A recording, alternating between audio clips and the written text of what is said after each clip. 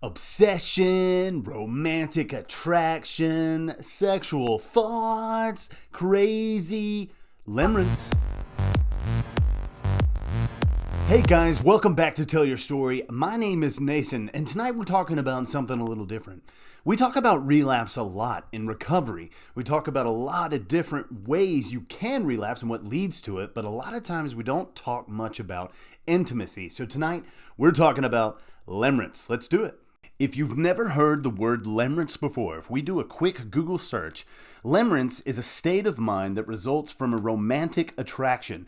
Typically, it includes obsessive thoughts and fantasies in hopes that one's feelings are reciprocated. If you're in early recovery, it's probably regular to see somebody go into a relationship, then relapse, and then go back into another relationship, and then relapse again. And it's this ongoing cycle of folks who, might be sober, a couple weeks, maybe even a couple of months, and they think they're ready for a relationship and, really intimate feelings. Well, that's just, to be honest, it's just annoying. Many a time I've said that relapse is not a part of recovery. That's a lie. It doesn't have to be. Sometimes it happens, but it doesn't have to be a part of recovery. So I did a little research to find out what other people think is the top 5 reasons people relapse.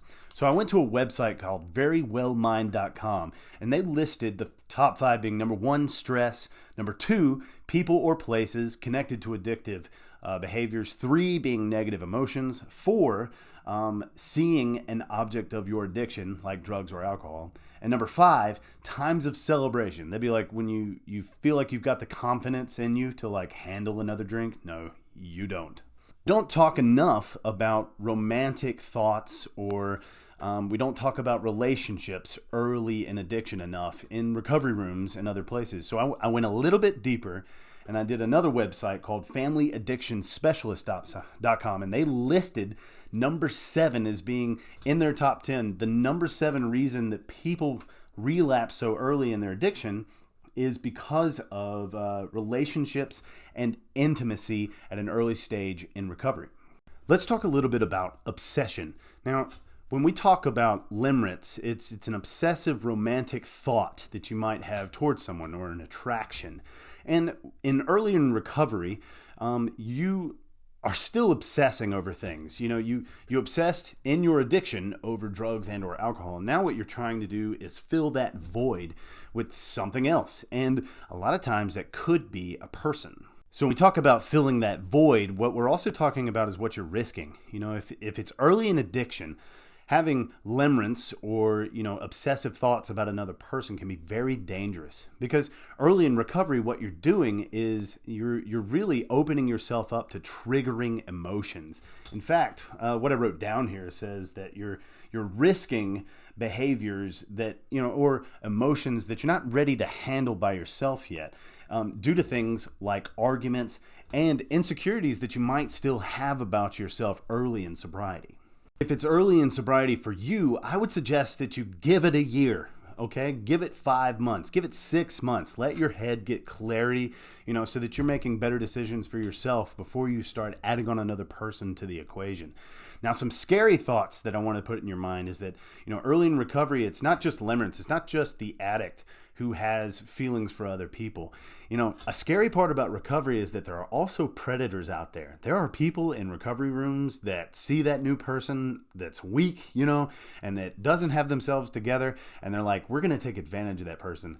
Now, in fact, Corey had some thoughts about this, and I wanted to share those with you because she hates predators in recovery rooms, and that has a lot to do with limerence in early recovery. So you're saying recovery rooms have predators? For sure, yeah. So what are predators in recovery rooms? They are the people that have been in recovery for a while, and a newcomer comes in, and that person is insecure and fragile and doesn't know what they're doing with themselves, and then the predator comes to them and makes everything seem so great. And, you're like, oh, well, this person has been in recovery for X amount of years, so they must be super good for me to be around.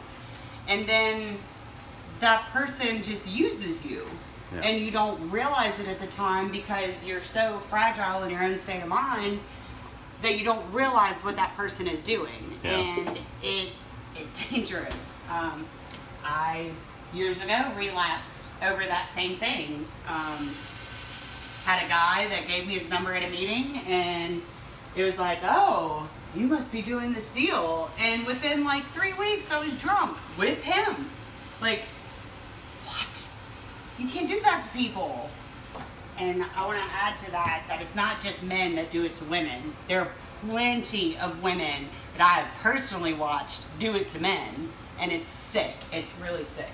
Choosing an intimate partner is a very big deal, a very big part of your life. And if you're early in recovery, it's just not time to do that yet. You've got to get the fog cleared out of your mind, and you've got to give yourself enough reason to say, I am ready for that kind of relationship. I can handle unforeseen emotions, and when choosing a partner, it's kind of important who you choose. An intimate partner needs to know all about you. They need to be trustworthy. They need to understand that you might be an addict, and acting in certain ways is not going to help you stay sober and keep on that line of good health in the future. I want you to be safe when you get out there. Keep your inner circle needs to be small, especially early in recovery. Surround yourself with people that want to stay sober. Forget about finding a partner for a little while and work on you. The inner part of you is the most important part of your life right now, because if you can remain healthy, then those ripple effects will have effects on people around you. And then when it comes time to choose a partner, hopefully you'll be surrounded by good people at that time. Anyway, that's all I've got for today. I'll see you guys in the next one. Peace. That's right. Tonight we're Limerence. Now I'm gone. I'm not even I forgot what I was going to talk about.